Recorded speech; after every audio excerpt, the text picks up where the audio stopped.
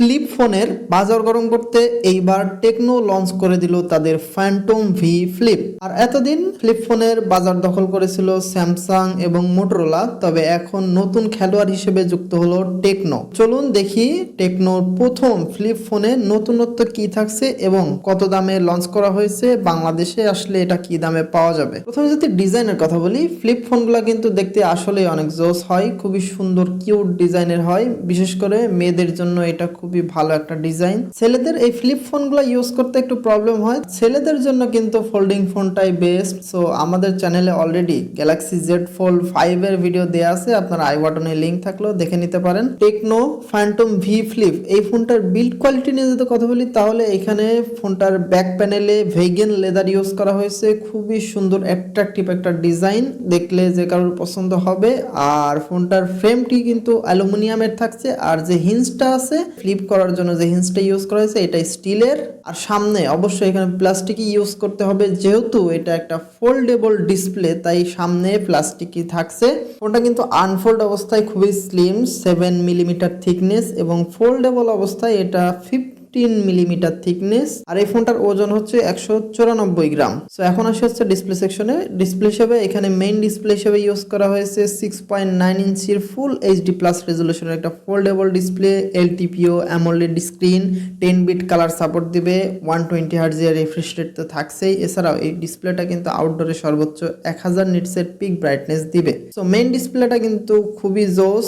আর cover display হিসেবে কিন্তু পেছনে ক্যামেরা বাম্পের মধ্যে একটা সার্কেল শেপের ডিসপ্লে আছে, যেটা 1.32 ইঞ্চির, এটাও একটা অ্যামোলেড ডিসপ্লে।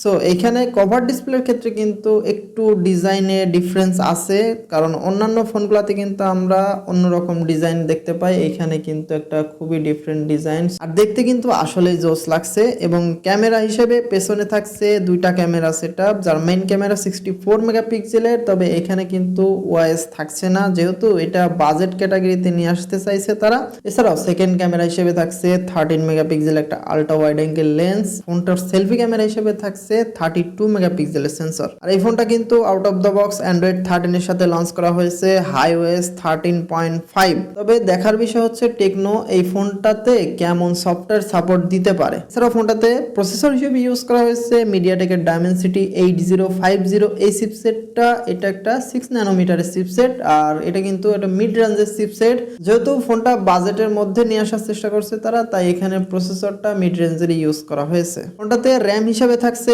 8GB LPDDR4X এর র্যাম, আর স্টোরেজ অপশন হিসেবে থাকছে 256GB UFS 3.1 স্টোরেজ। আর এই ফোনটাতে ব্যাটারি হিসেবে থাকছে 4000 mAh এর ব্যাটারি এবং 45 ওয়াটের চার্জিং সাপোর্ট। তবে এখানে ভালো ব্যাপার হচ্ছে ফোনটার বক্সের মধ্যে কিন্তু 45 ওয়াটের চার্জার, প্লাস এখানে খুবই সুন্দর একটা ব্যাক কভার দিয়ে দেওয়া হয়েছে। এছাড়া ফোনটাতে সাইড মাউন্টেড ফিঙ্গারপ্রিন্ট সেন্সর থাকছে, ডুয়াল স্টেরিও স্পিকার থাকছে, ব্লুটুথ 5.1 থাকছে, এনএফসি সাপোর্ট থাকছে, ইউএসবি টাইপ সি পোর্ট থাকছে। আর এই ফোনটা কিন্তু দুইটা কালারে লঞ্চ করা হয়েছে, একটা আইকনিক ব্ল্যাক আর মিস্টিক ডাউন। তবে আমার কাছে পার্সোনালি মিস্টিক ডাউন কালারটা বেস্ট মনে হয়েছে। এই ফোনটা যদিও লেডিসদেরকে টার্গেট করে কিন্তু বানানো হয়েছে, ফ্লিপ ফোন কিন্তু ছেলেরা খুব একটা ইউজ করে না, তাই যারা নেবেন অবশ্যই মিস্টিক ডাউন কালারটা নিলে বেটার হয়। তবে এই ফোনে কিন্তু কোনো রকম আইপি রেটিং থাকছে না, যেহেতু এখানে বাজেটের একটা ব্যাপার আছে, তাই এখানে কোনো রকম আইপি রেটিং থাকছে না। ফোনটাকে খুবই সাবধানে ইউজ করতে হবে। তো এখন কথা হচ্ছে ফোনটা কি দামে পাওয়া যাবে। খুব সম্ভবত এই ফোনটা ইন্ডিয়াতে 50,000 রুপিতে লঞ্চ হতে পারে, এবং যদি ইন্ডিয়াতে 50,000 রুপিতে লঞ্চ হয় তাহলে বাংলাদেশে আনুমানিক 65 থেকে 70,000 টাকার মধ্যে পাওয়া যাবে। মানে মোটামুটি স্যামসাং এর যে জেড ফ্লিপ ফোনগুলো আছে ওইগুলার অর্ধেক দামে এই ফোনটা পাওয়া যাবে। তবে এখানে কিছু কস্ট কাটিং তো আছেই। সো সবকিছু মিলায়ে মোটামুটি তারা যেহেতু প্রথম ফ্লিপ ফোন নিয়ে আসছে, টেকনো কিন্তু খুবই সুন্দর সুন্দর ফোন নিয়ে আসছে ইদানিং, এবং তারা এক্সপেরিমেন্টও করছে খুবই ভালো। ইন ফিউচারে হয়তো দেখা যাচ্ছে যে বড় বড় ব্র্যান্ডগুলোর সাথে টেকনো কম্পিটিশনে লাগবে। সো এই ফোনটাও আশা করা যায় যে খুবই ভালো একটা ফোন হবে বাজেটের মধ্যে।